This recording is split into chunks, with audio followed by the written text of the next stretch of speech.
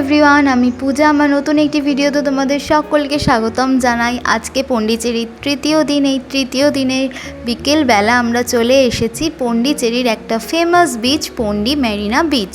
এছাড়াও আমাদের অনেক জায়গায় ঘুরতে যাওয়ার কথা ছিল, যেরকম ইডেন বিচ ছিল, বোটে করে প্যারাডাইস বিচে যাওয়ার কথা ছিল, কিন্তু সাডেনলি আমার মেয়ের শরীরটা খারাপ হওয়ায় আর কি কোথাও সেরকমভাবে যাওয়া হলো না।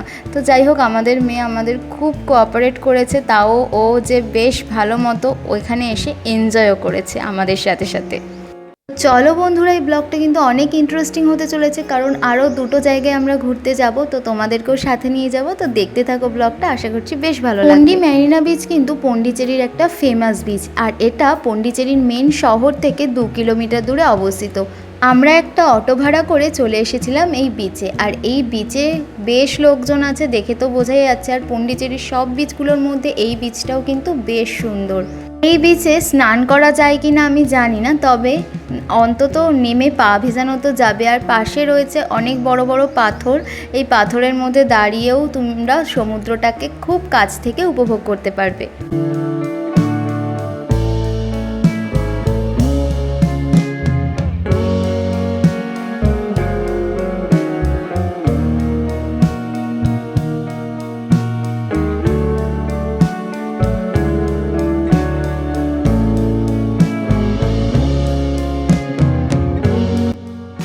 এসেছি মেরিনা বিচে। মেরিনা, এখানে দেখো একটা ক্যাফে আছে সুন্দর, মানে ক্যাফে বলতে কি পার্কও আছে। ওয়াও, কি দারুণ জায়গাটা। সমুদ্রে অনেক ছবি তুললাম, যেহেতু সম্পৃক্তার শরীরটা খুব একটা ভালো না, তাই বেশিক্ষণ সময় কাটাতে পারিনি।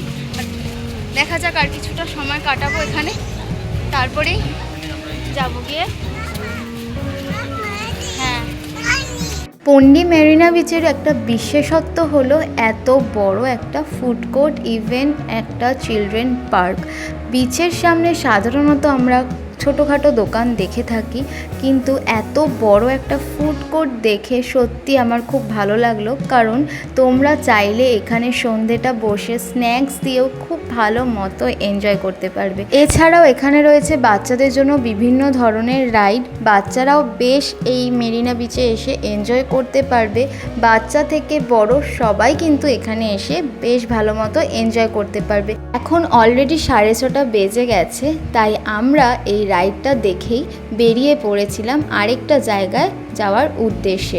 তো সন্ধেবেলাও এইটা কিন্তু বেশ জমজমাট মেরিনা বিচটা। তো তারপরে এখানে সামনেই আছে একটা নিউ লাইট হাউস। তো তারপর আমরা চলে এসেছিলাম পন্ডিচেরির একটা famous church, the sacred heart basilica church.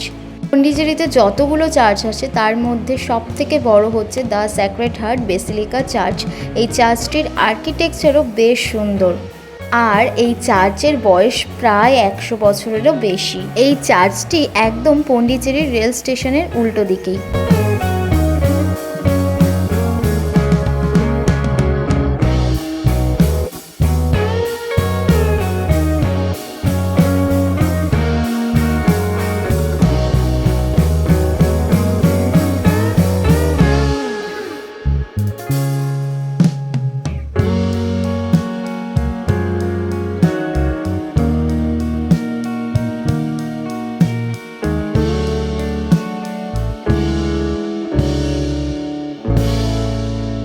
চার্চে এসে কিছু জনকে দেখলাম তারা প্রেয়ার করছে।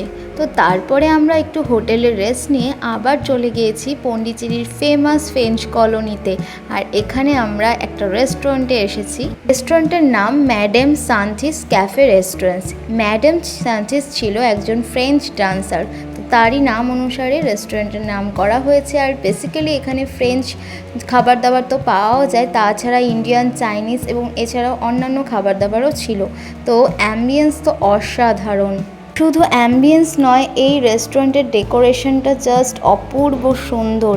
খোলা আকাশের নিচে এরকম একটা সফট মিউজিকও আবার বাজছিল, তার সাথে এক কাপ গরম কফি। ওফ, কি যে শান্তি মনে হচ্ছিল, কি বলবো তোমাদের। তো চলো, আমরা কফি অর্ডার করেছি, তাছাড়াও আমরা অর্ডার করেছি চিকেন 65, আর তার সাথে ছিল চিকেন চাউমিন। তো বেশ ভালো লাগছে। এবার খাওয়া দাওয়া শুরু করা যাক।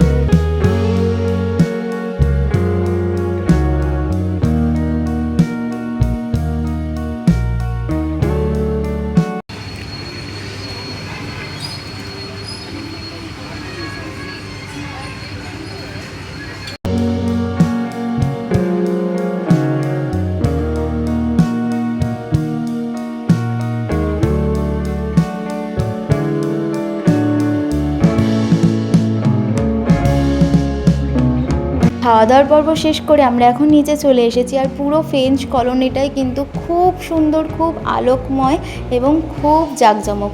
তো যাই হোক, এবার চলো আমরা এখন হোটেলের দিকে রওনা দিই। তো আজকে যেতে যেতেই ভিডিওটা শেষ করছি। কেমন লাগলো ভিডিওটা অবশ্যই কমেন্ট করে জানাবে। যারা নতুন বন্ধু দেখছো আমার ভিডিওটা অবশ্যই সাবস্ক্রাইব করে আমার পাশে থেকো। অনেক অনেক ভালোবাসা সবাইকে।